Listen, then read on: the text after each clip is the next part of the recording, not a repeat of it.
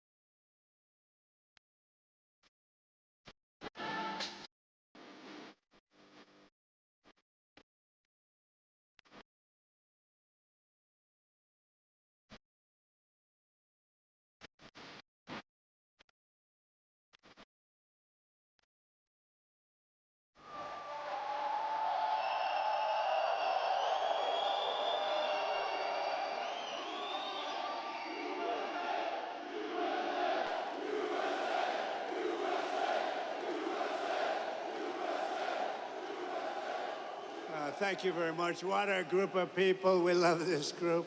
You voted for me. They never had a chance in Pennsylvania. They never even had a chance.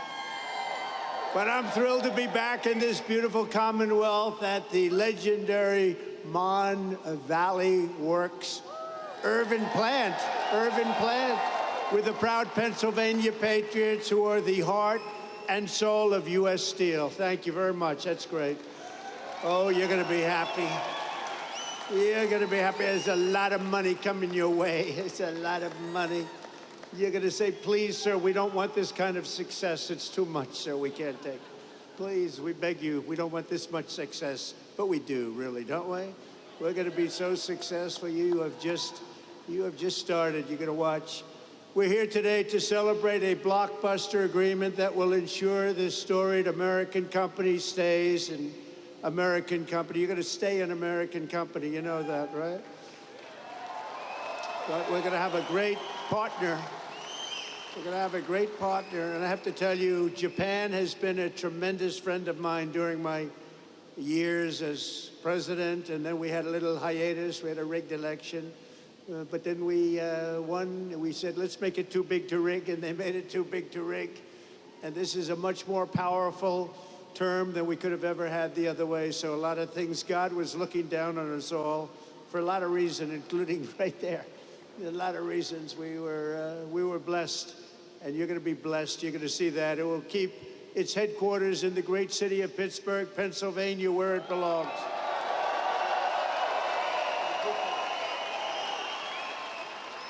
For generations, the name United States Steel was synonymous with greatness, and now it will again be synonymous with greatness. That's what it's going to be. The best and strongest steel on earth will forever be made in America and made in Pennsylvania. And I want to thank a man that I saw right at the beginning of this whole thing, during my first term, as we call it, U.S. Steel President Dave Barrett. Dave, thank you very much, wherever you may be. Wherever you may be. Thank you, Dave. And he came to the White House and he said, sir, we're in trouble. We need help. He was put there to save the company, right? I remember it so well, like yesterday. He was put there, they hired him to save the company. And he came up and he said, we need help, sir. I said, what can we do? Because all the steel companies were going south. They were all in trouble. He said, if you could get tariffs, sir, it'd save this company. And I thought about it. I studied it up real quick. It took me about 2 minutes.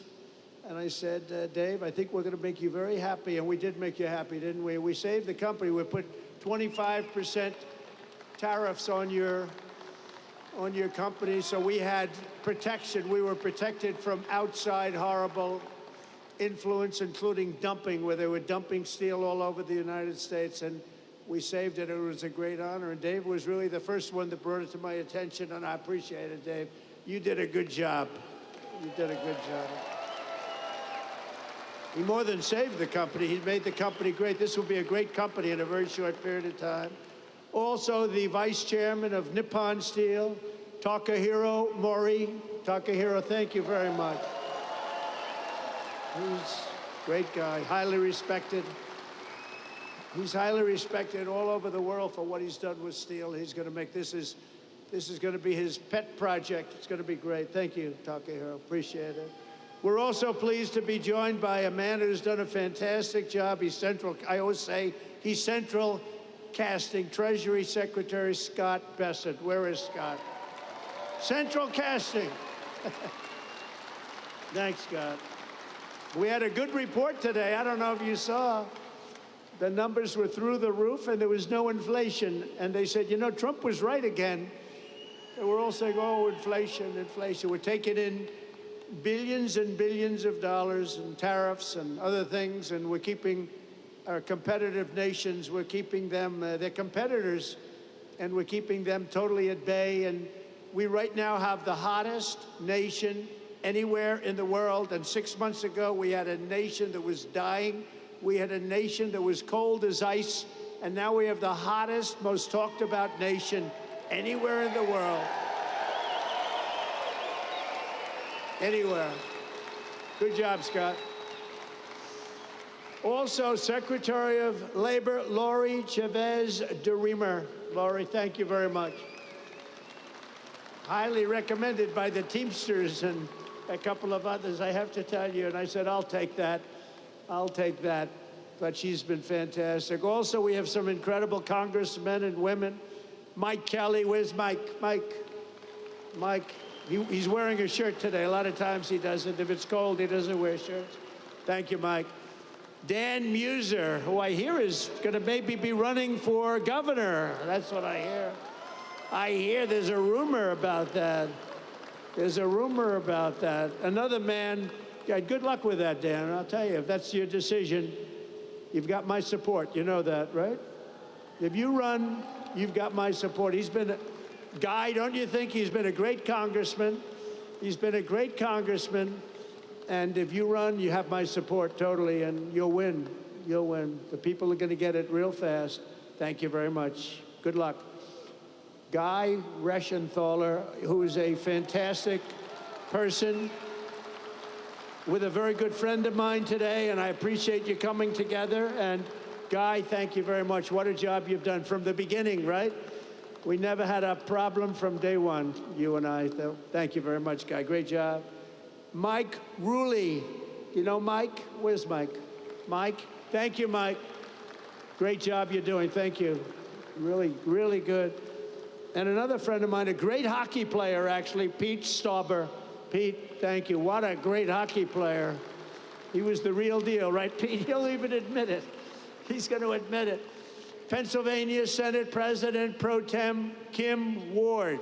Thank you. Good job, Kim. Good job. Thank you. A woman who's an incredible writer, actually. She understands what they call the Rust Belt. We won't be able to call this section a Rust Belt anymore. It'll be a a golden belt. It'll be a golden dome, right? It'll be part of a golden dome that we're building to save everybody's lives. But this is a woman who's really fantastic. She's a brilliant writer. She just got signed up by, of all groups, the Washington Post, that's big time. Selena Zito. Where's Selena? She's around here. Selena, thank you. She understands you people and me better than we do. She understands us, and she got it right from the beginning with Trump, didn't you, Selena? She said right early on, guess what? He's going to win. That was when people were saying, really, is he running? He's only doing this for fun. She said, no, he's going to win. And I wouldn't say it's fun, but boy, are we doing progress, right? We're making big progress. So you have a couple of people here that I wanted to introduce because, you know, being a guy that's watched a lot of football, this man had tremendous courage. He had a lot of grit. And everybody knows he wasn't the largest person on the field at all, but he was, in many ways, the most courageous. Rocky Bleier. Rocky. Come up here, Rocky. Come up here. Come up here, Rocky. Come up here, Rocky. He's such a great heart. Come on up here, Rocky. Wow. And two other people I want to bring up because I'm a fan of your Steelers. And I happen to think a really good quarterback is a man named Mason Rudolph. And I think he's going to get a big shot. He's tall, he's handsome, got a great arm.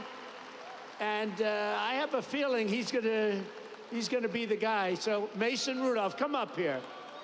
And also a safety who's an absolute killer, Miles Killebrew. Do you know Miles? Come on up here, Miles. Come on up here, fellas.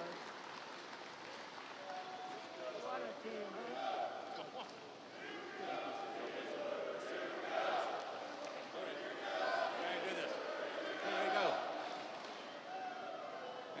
Mr. President, on behalf of U.S. Steel and to the people of Pittsburgh, more importantly, though, to all the Steeler fans that are here this evening,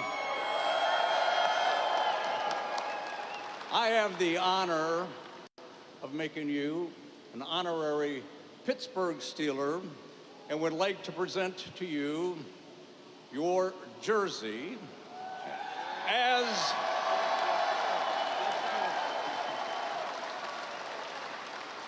with the number 47 as the 47th President of the United States, a number that hangs in the National Football League Hall of Fame. I'd like to present this to a Hall of Fame president. Please accept it.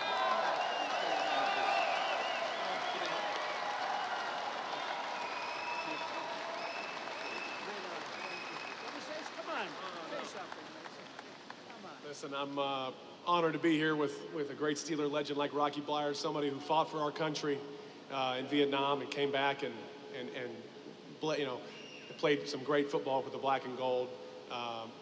Awesome to be here, a part of this big investment in Pittsburgh. Go Steelers.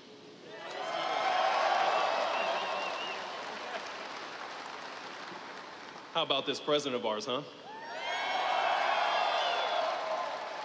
Just wanted to say God bless you, President Trump, and God bless you, Pittsburgh. Thank you.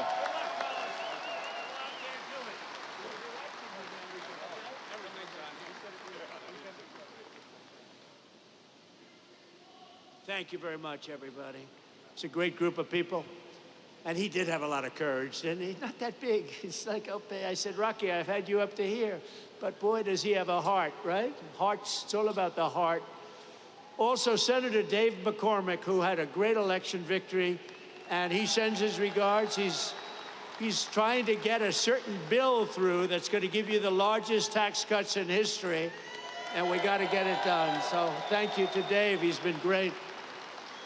Perhaps most importantly, let me thank the tough, hardworking members of the United States Steelworkers Local 2227 and the United States Steelworkers Local 1219 and the United States Steelworkers Local 1557. You people are amazing, and look what you've been able to do.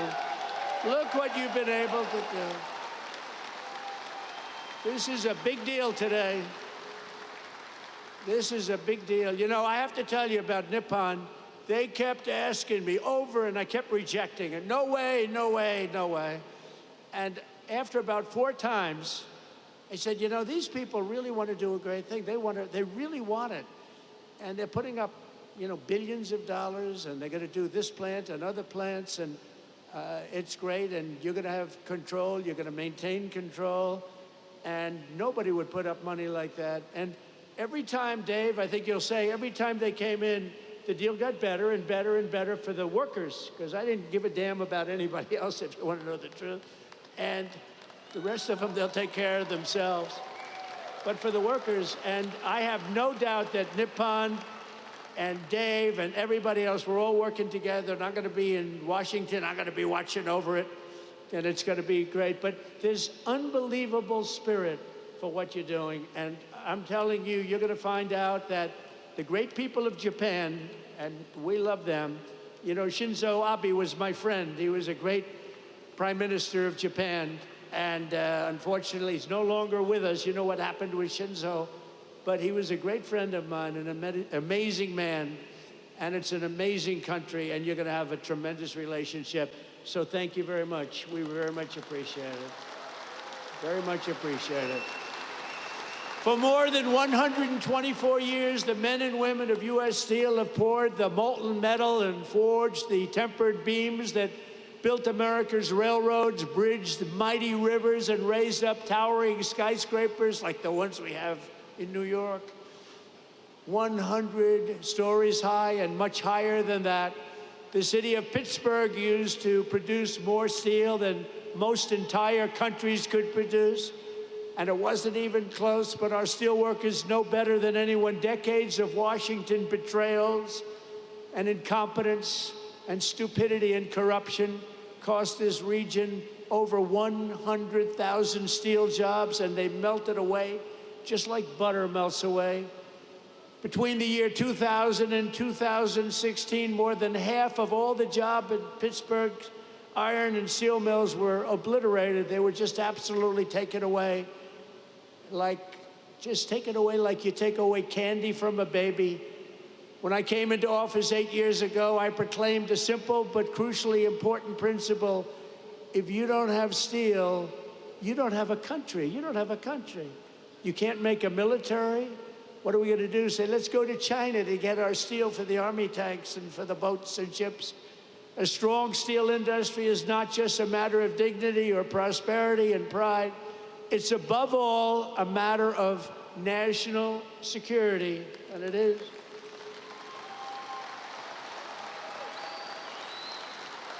You're going to see some amazing things here. That's why I fought for the American steelworker like no president has ever fought before. That's why I won your votes like no president has ever won before.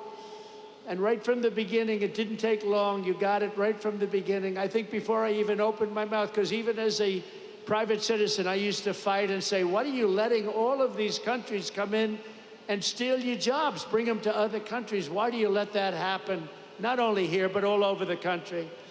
In 2018, I imposed historic tariffs on foreign steel, and the results were amazing. You wouldn't have this plant right now if I didn't put on 25% and 50% tariffs.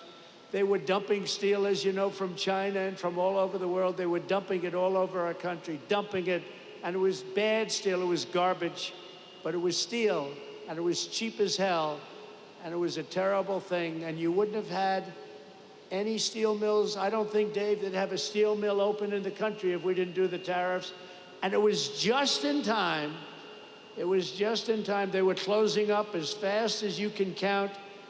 In a few short years, domestic steel production surged by more than 10 million tons. Imports from your foreign competitors dropped by 24% almost immediately.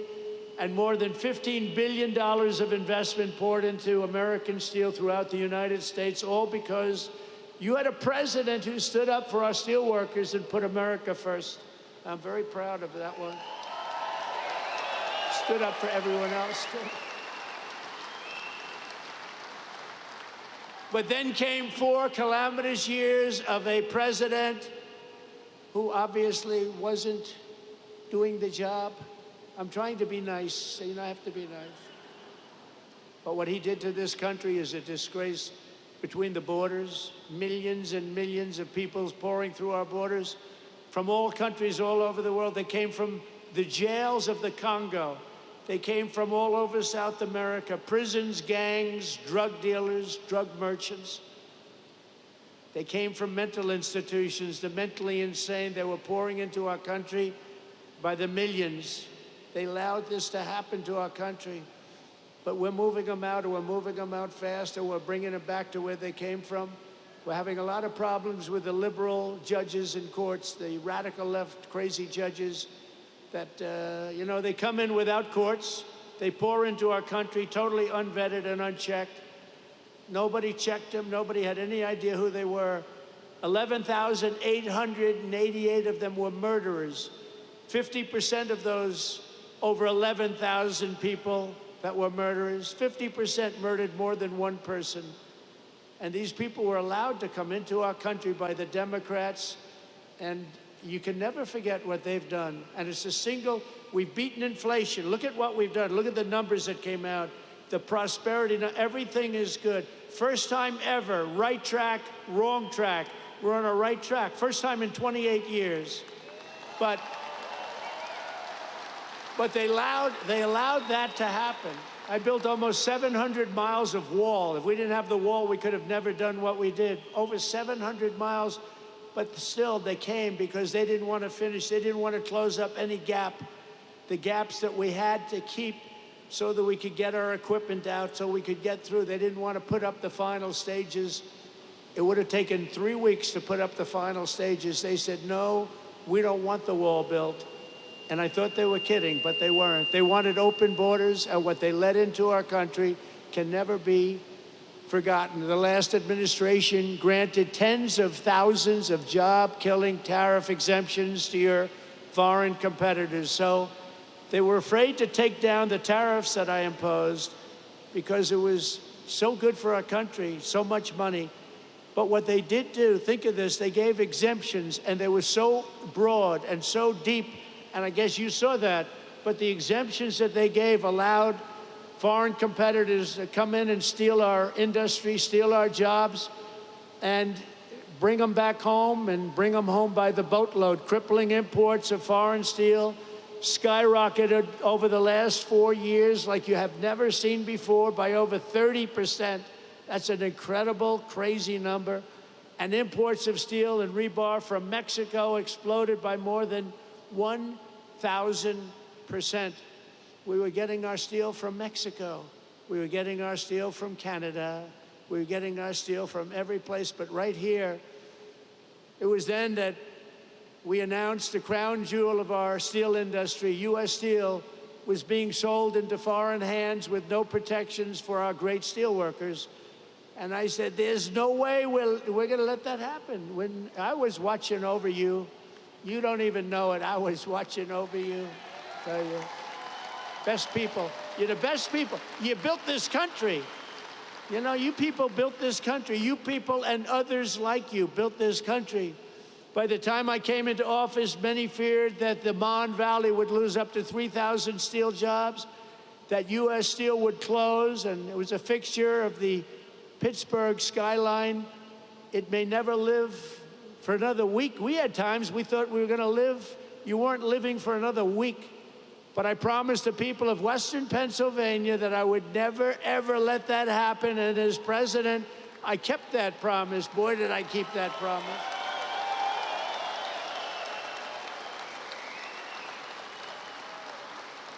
So soon after initially taking office, I imposed powerful 25% tariffs on all foreign steel, and ended each and every one of the Biden exceptions and exclusions. And today I have a major announcement. And are you ready to hear this? This is on behalf of Scott, Secretary of Treasury, Howard Lutnick, Secretary of Commerce, and all of the great geniuses and people we have working, and they are smart, but I don't think you'd be a good steel worker, Scott. I'm sorry. We're going to have to put a little more muscle content into that guy. But he's great. He's great at what he does.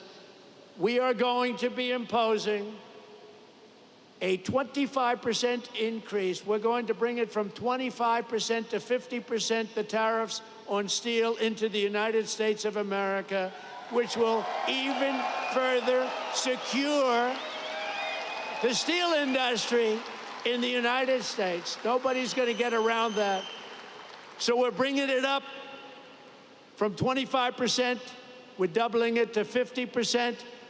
And that's a loophole. And by the way, I have to tell you, I believe that this group of people that just made these investments right now are very happy, because that means that nobody's going to be able to steal your industry. It's at 25%, they can sort of get over that fence. At 50%, they can no longer get over the fence. So congratulations to everybody, and to you for making a great deal. You just made a better deal, right? I said to the group, would you rather have a 40% increase? Because I was thinking about 40 when I came. I said, would you rather have a 40% or a 50%? They said, we'll take 50. I said, I had a feeling you were going to say that. So congratulations. Also, congratulations to Dave, because you got this whole thing started. Congratulations. Great job. Great job. The people here understand the word tariff, and you understand it better than the people on Wall Street. But now the people on Wall Street are finding out. They're saying, wow, you know, Trump was right. You saw today, they had an announcer, Joe Kiernan, CNBC, Maria Bartiromo, who's so fantastic on Fox Business. And they were saying, you know, Trump was right. Look at these numbers. The numbers got released today at 8 o'clock in the morning, and it showed no inflation and tremendous income jumps for workers and for the people of our country. And they go, wow, he was right. He was right. But you knew that. You knew that before Wall Street. The workers knew that. We don't want America's future to be built with shoddy steel from Shanghai. We want it built with the strength and the pride of Pittsburgh. It's Pittsburgh steel, it's U.S. steel, and it's going to be something even more special when you get all that billions of dollars of new equipment that they're going to be investing right here. Billions and billions of dollars. Since I opposed our steel tariffs, and you know, I said that tariff to me is the most beautiful word in the dictionary. I love the word so much. I've always loved it. For 40 years, I've loved it. For 40 years, I didn't understand why people weren't in this country using tariff. They use tariffs to kill us. They use tariffs to take our businesses, not only steel, other businesses too. And we never knew how to use tariffs back, because we had people in the White House that either didn't care or weren't very smart, or both. And it really starts with the White House. It's very simple. It starts with the White House. But I said, it's my favorite word in the dictionary, the word tariff. And I got slaughtered in the fake news. I got killed. They said, what about love? What about wife and family? What about God, they said. So they made the word tariff be my fourth favorite word. And now I have no complications. It's my fourth favorite word. God, wife, family, all of the different things, but they did. It's not even believable. I said, tariffs is my favorite word, and I got slaughtered by these people. But we've had a lot of fun. We've jousted for a long time with the fake news. But companies all over the world have announced nearly $10 billion in new investments in steel, just in steel alone. But the Nippon investment we're announcing today blows them all away with a record-setting, and this was just heard of. We just came out a little while ago. $14 billion commitment to the future of this company. That is the single largest investment. That's the single largest investment of any kind in any industry. So not only steel, go all the way back. You go into fracking, you go into anything you want to go into, because you're a good fracking state too. We love fracking, by the way. But think of this, the largest investment of any kind in the history of the Commonwealth of Pennsylvania. And we also will be the largest investment in the history of American steel industry. There's never been a $14 billion investment in the history of the steel industry in the United States of America.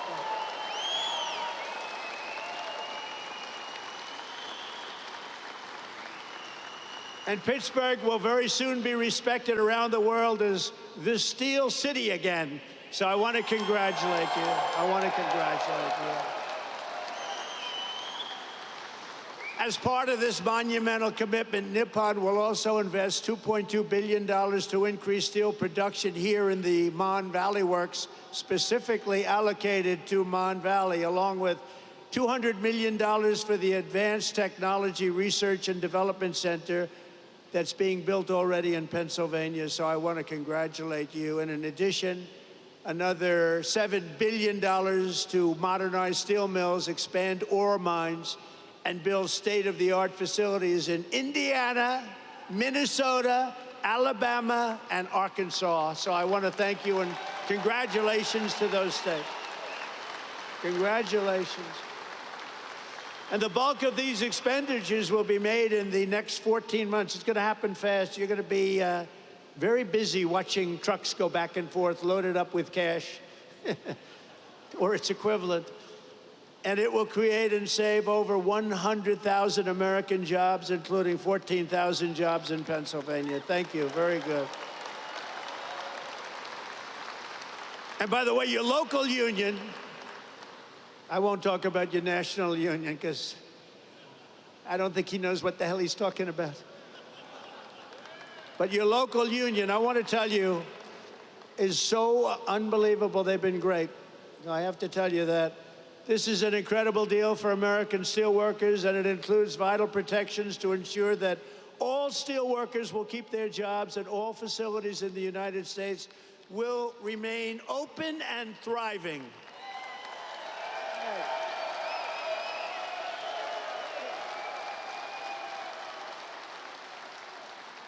U.S. Steel will maintain.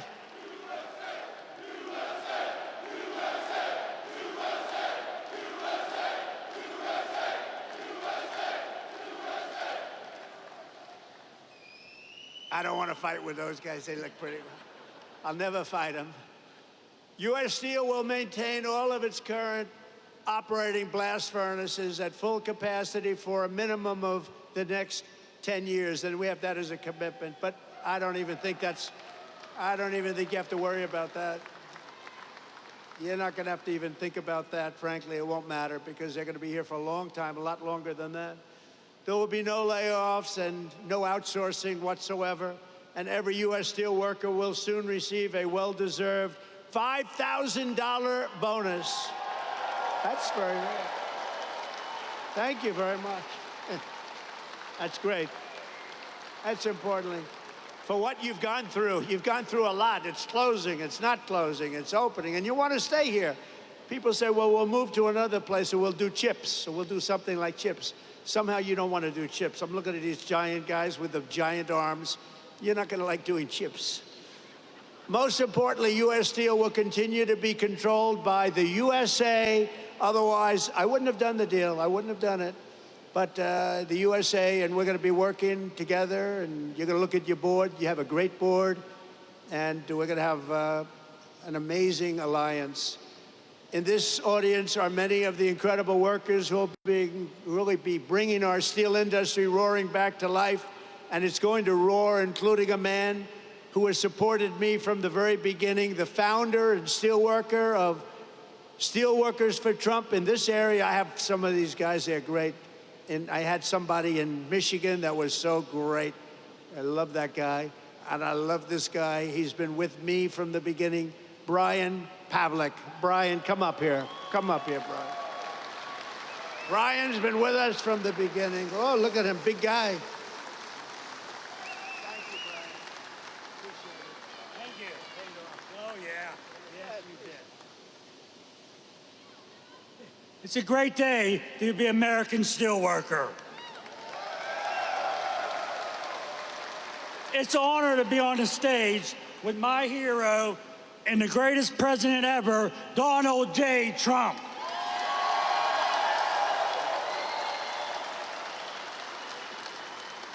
Hello, my name is Brian Pavlak. I'm a third-generation steelworker and the president and founder of Steelworkers for Trump. The attempted assassination of then-president candidate Donald J. Trump prompted me to establish Steelworkers for Trump. Our membership now exists at 2.5K.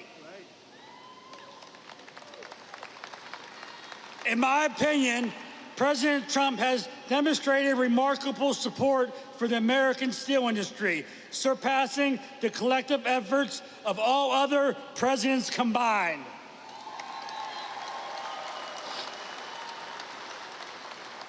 Through tariffs, he has fought to keep steel being made in America rather than being dumped onto us by China.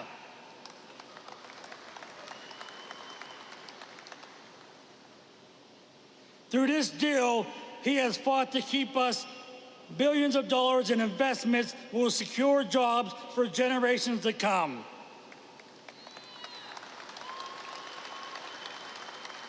Thank you, President Trump, for your commitment to revitalizing the American steel industry and restoring its greatness and in making American steel great again.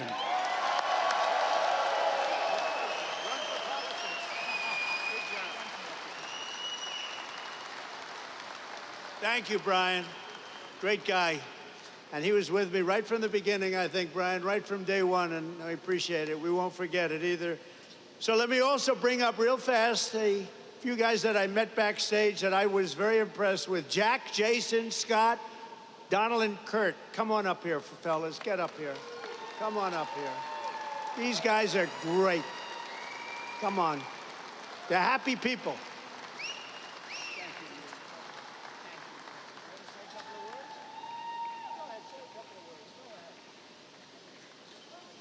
Thank you, Mr. President.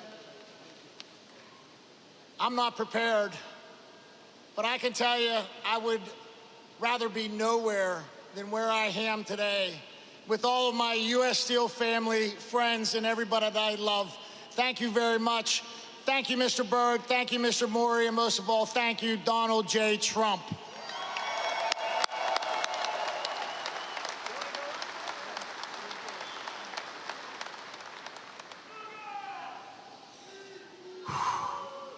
We did it. I want to thank everyone for coming. Today is a great day.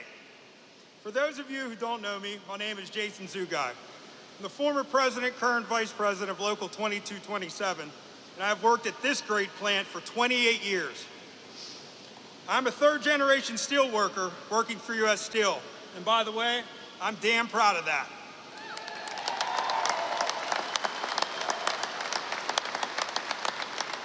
So, when we decided to stand up for the men and women of the Mon Valley, we knew it wasn't going to be easy. Almost every day there were obstacles in our way. At any point we could have chosen to give up, but we are steel workers, and giving up just isn't something we do. These investments will ensure steel will be made right here in Pittsburgh for years to come. And I want to take this time to thank a lot of people that were crucial to getting this partnership to the finish line. First and foremost, I want to thank God for giving me the strength, courage, and wisdom to fight day after day. I want to thank my family for their support. They were always patient with me when I'd be constantly on the phone, night after night, discussing this partnership, talking to politicians, or easing the mind of a union member. I want to thank Jack Maskell. We've been together from the beginning through this.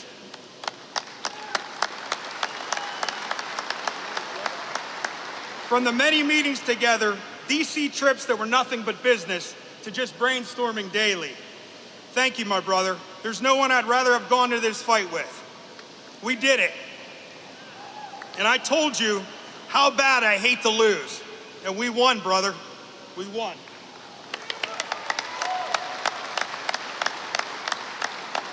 To the guys from Clairton and ET that fought side by side with us from the beginning, it was an honor, and I'll never forget our journey. I want to thank the local mayors who have stood toe-to-toe with us from the beginning. We greatly appreciate it.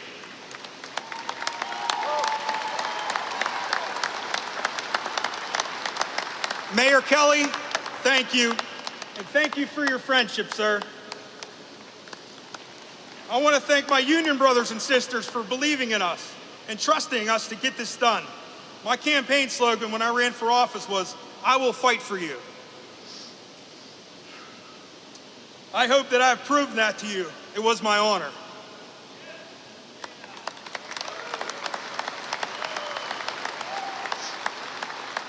Selena Zito, thank you.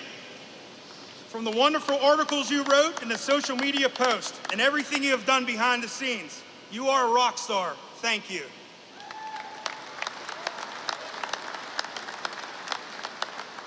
Senator Kim Ward, thank you for fighting for us as hard as you did. You were one feisty lady, and I say that with the utmost respect, and we appreciate it. The state of Pennsylvania and your constituents are so proud to have you represent us. Thank you. Chris Hall, just a small-town guy from Chalfont that made it out and wanted to give back to his community. Thank you for your words of wisdom and unwavering support for your community. You did a good thing.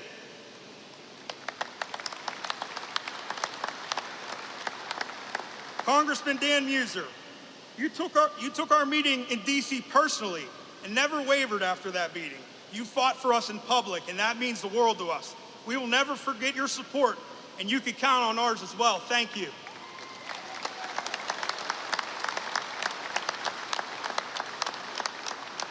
Mr. Maury, I love this guy. Thank you for taking the time to listen to our concerns and always making yourself available to answer all of our questions. This man has been disrespected and didn't deserve that. And I feel horrible that that happened to you. We will do everything in our power to see that never happens again. You have my word. These investments are life-changing for all the men and women here today and for our communities. I personally look forward to working with you for years to come. Thank you.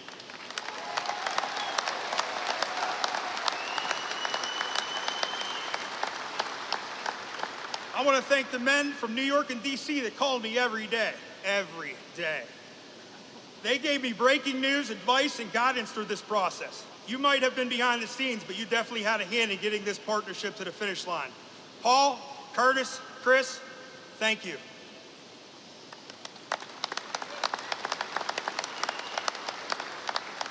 U.S. Senator Dave McCormick. I met the senator at a Trump rally in Latrobe before we were both getting ready to speak. He introduced himself to me and asked about the Nippon merger and what I thought about it. Well, as you know, I'm pretty passionate about it, and let him know that. He told me, after I win, you will be my first meeting. I was his first meeting. He kept his promise.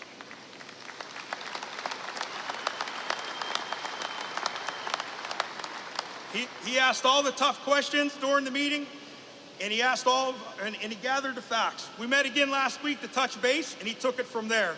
Without his help, this partnership doesn't get done. Thank you, Senator, from the bottom of my heart.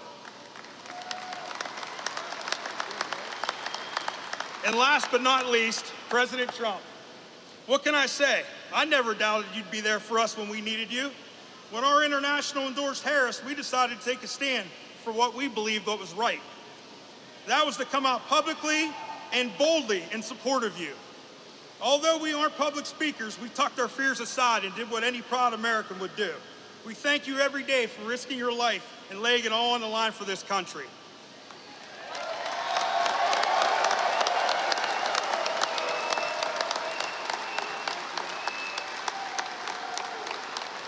I knew you wouldn't let us down, and for that I will be forever grateful.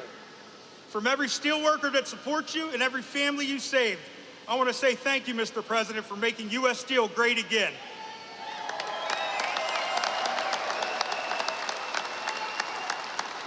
God bless America. God bless U.S. Steel. Thank you.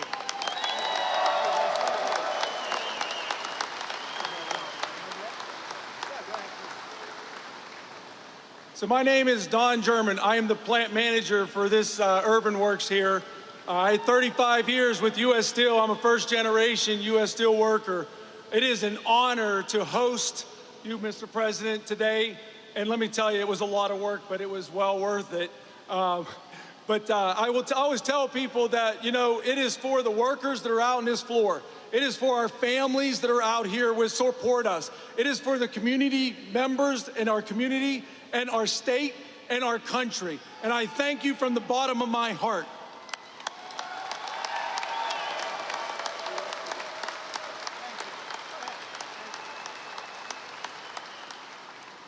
Good afternoon. As you know me, I'm Kurt Barshik.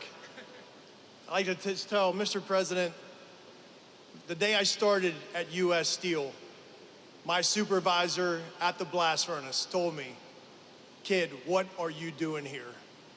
Do you think this mill will be here? Look at Homestead. Look at Duquesne. They're not here. You're wasting your time." And I can stand here years later and think about our children, our grandchildren, our great-grandchildren that are gonna have family-sustaining, good-paying jobs, all because of President Trump. Thank you, President Trump. Thank you.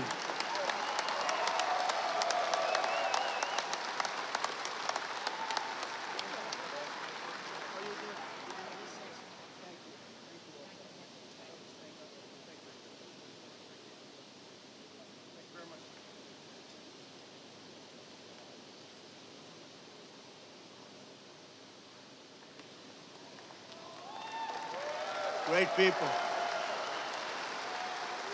These are great people.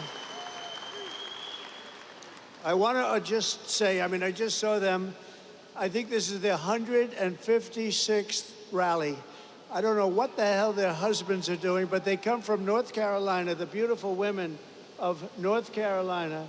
They're over here, and I just want to thank them very much for being here with us. It's been unbelievable. This is 126 or something like that. And, you know, they're happily married from what I understand, but I'll tell you what, that must be a little bit of a strain on the relationship. They've followed me all over the world for 9 years now. I go to so many rallies, and we appreciate it. It's called love, and there's so much love in this room. It's incredible. The men and women here today, they work every day to keep America powerful and strong, and for decades you watched as one globalist politician after the next sold you out and sent your dreams to China and to many other foreign countries. But now you finally have a president who's working for you and fighting for you, and we're going to be watching over you. This is going to be so successful. You're going to be so proud of this. This is going to be a very big day. I hope it's going to be one of the biggest days in your life. I don't want it to be the biggest, you know. You got married, you had children. I guess we got to give that to them and give that to you. But this is going to be truly one of the biggest days in your life. I feel sincerely, I have such confidence in this group of people. Since my election, we've created nearly 500,000 new jobs, including 10,000 manufacturing jobs, and those numbers are going through the roof. We're going to have close to $11 trillion invested in new investments in the United States, and you can look at other years. There's never been anything like that. And by the way, that's essentially in 2 months, not 4 months, because it took me a little time to get acclimated.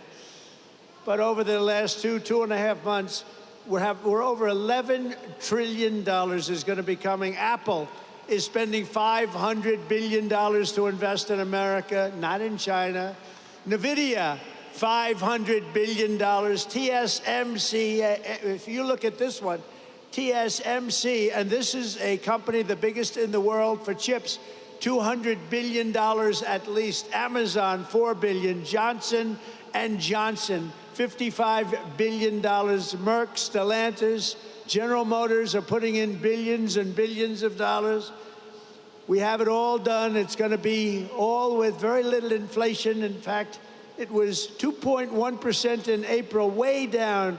You went through inflation that was probably the greatest inflation in the history of our country over the last 4 years. And now we have it down to around 2%. Grocery prices are down. Mortgage rates are down. Energy prices are down. And gasoline prices over Memorial Day weekend were the lowest they have been since 2003. Think of that. In fact, in a couple of states, gasoline, $1.98 a gallon. When have you heard that number lately? Income soared in April, up 0.8%, almost triple expectations, and we achieved the largest drop in consumer prices and the largest increase in consumer confidence since the pandemic, and actually probably about 20 years before the pandemic. Last month, we also cut the trade deficit in half, and that's the story of today. They can't believe it. The numbers just came. We cut, before we even get started, actually, we cut it in half, the trade deficit. And very importantly, have stopped the invasion of illegal aliens who are undercutting your wages and stealing your jobs. You saw that last month, 99.999%. Can you imagine? That was our cut. It's been, the border is closed, but it's open, and it'll always be open to people that want to come into our country legally. We want to have people come in legally, but we don't want to have them come in the way they allowed to come in. We've ended the flood of criminals, gang members, murderers, drug dealers, and human traffickers, and we're sending them back to the places from which they came. And the future of American workers is only getting brighter. I said before, and I'll say it again, we have the hottest country right now in just 4 months, but actually you have to go back to November 5th. Since November 5th, that was election day, we had the greatest election victory, they say, in 129 years, the most consequential election in 129 years. I don't know what 129 years was, but we'll check it out later on. We'll find out. Must have been something pretty good. But we have the most consequential. We won every swing state. We won the popular vote. We won the districts, 2,750 to 505. We're doing a job, and you're doing a job, and it's only because of you that we could have had that success. We're right now on the verge of passing the largest working class tax cuts in American history. We got to get that beautiful, big bill, beautiful, beautiful as it is. We got to get it passed. The Senate, call your senators. And I'll tell you, you have great people representing you. Your senators, your congressmen, you have great people. Every single Democrat House member voted to impose the largest tax hike in history. The Democrats are voting for the largest, highest tax hike in history. I've never heard of it before. Meanwhile, our one big, beautiful bill will keep income taxes at the current rates and deliver no tax on tips, no tax on overtime, and no tax on Social Security for our seniors.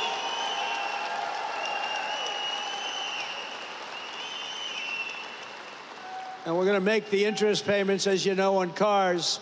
We're going to take the car payments, and we're going to make them, those interest payments, you buy a car, you borrow money, we're going to make interest payments tax deductible, but only if the car is made in America, and that means made with American steel and steel from U.S. Steel. And we're permanently expanding the child tax credit, and we're creating a special Trump account for every newborn child, starting them off with a $1,000 credit to be invested over the course of their life. A little baby is born, they're going to start off with $1,000. And if we do a good job of investing their money, we're going to go with one of the investing guidelines. Who the hell knows if they're any good, but they have a chance to be very rich. It's going to be very cute to see. We're going to follow it very closely. And critically, the bill includes the largest reductions to wasteful spending in a generation or more, slashing more than $1.6 trillion in waste, fraud, and abuse. And the one big beautiful bill, and get out there and get your congressmen and your senators and any other senator or congressman you know, get them to vote for it, because the Democrats are willing to vote against the biggest tax deduction or tax decrease in history. This is the biggest tax cut, think of it, in the history of our country. If it doesn't get approved, you're going to have a 68% tax increase. Lots of luck. And the Democrats would rather have you have a tax increase, think of that, of 68%. They would rather have that happen than vote for a bill where you get the biggest tax cut. So There's something wrong. You know, all my life I grow up, I watch politics, and I've always watched politicians say, we will cut your taxes, we will cut. These Democrats want to raise your taxes, and in theory, a 68% increase. One other thing I did, and you probably saw it last week, you know, we pay the highest drug prices and pharmaceutical prices anywhere in the world by far. Other countries pay sometimes 1/10 of what we pay. A pill that costs $20, we spend $200, $250, $270 in many cases. It's the most unfair thing I've ever seen. And last week I did what had to be done, and it wasn't easy against the biggest lobby anywhere probably in the world, most powerful lobby, the drug companies, and I'm not even calling them bad, but they were able to do things. They're going to be fine, by the way. They're going to just stabilize.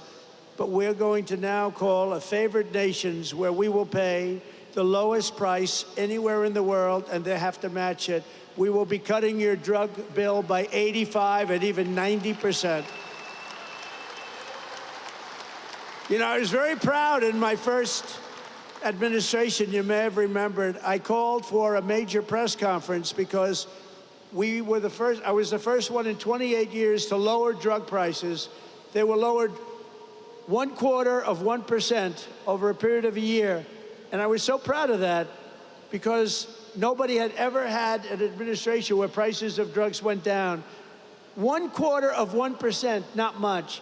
Now we're going to be lowering your drug costs by 90%, by 85%, by 75%, by numbers that nobody's ever heard of before. We will be paying equal to the lowest price of drugs and pharmaceuticals anywhere in the world. Have fun, because that's a lot of money. That's going to bring down Medicare. It's going to bring down the cost of, think of it, Medicaid. It's going to have an effect on everything, but it's going to have the biggest effect on your wallet. You're going to be saving a tremendous amount of money, and nobody else would do that but me. I have taken on some rather harsh critics over that because, again, that's the biggest lobby. They spend billions and billions and billions of dollars a year not to have that done. But I said it's really time to do it. So you're going to have the lowest drug prices anywhere in the world. With one big, beautiful bill, we will protect over 7 million jobs, raise take-home pay for American families by up to $13,000 per household, and reduce taxes for working-class Americans by as much as 13%. Those are big numbers. The bill will also remove 1.4 million illegal aliens from Medicaid and protect the programs for truly needy Americans.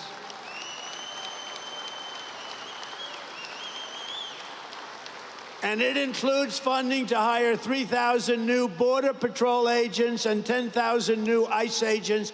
And these people like you, these are heroes. The jobs they have done, they go into areas that are so dangerous, it's unbelievable, but they're tough, they're smart, and they love our country. So I want to just thank ICE, and I want to thank the Border Patrol, and I want to thank law enforcement in general. They've been incredible. Really incredible. And I'll never forget our firemen. I don't know if we have firemen here today, but we're never going to forget our firemen. They do a great job. Over the past 4 months, we've accomplished more than most administrations achieve in 4 years or even 8 years. We've done this in 4 months. We've done something on spirit and optimism and pride, which is sweeping across our land. And with the announcement, it's surging like never before here in Western Pennsylvania. Remember, the entire world is watching us today. I'm making a speech, and I have millions and millions. Look at all the fake news back there. Look at that. That's a lot of fake news, come to think of it. Now, they've been pretty good to us here. They've, gave us a reasonably accurate display.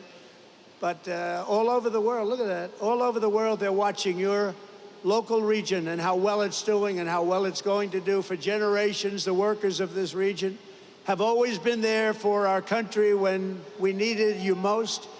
You built this country from Pittsburgh to Pottstown, from Bethlehem to Hopewell, and from Washington County to right here in Western Mifflin.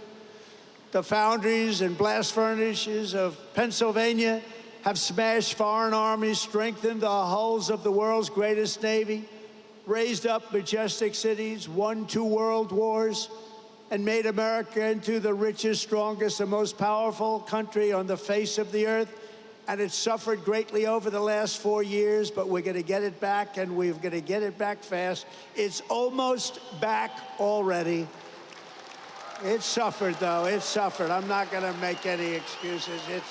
It suffered with incompetent, radical left lunatics. But under our leadership, we're making it richer, stronger, and more powerful than ever before. And that's why I want to thank you very much. And thank you, Prime Minister, and thank everybody. They all knew what was happening here.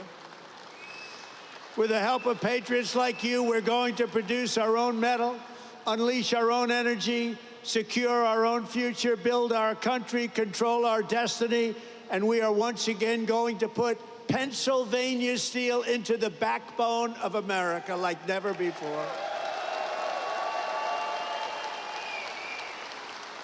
The golden age of America has only just begun, and together we are going to make America great again, greater than ever before. Thank you very much, Pennsylvania, and God bless America. Thank you very much.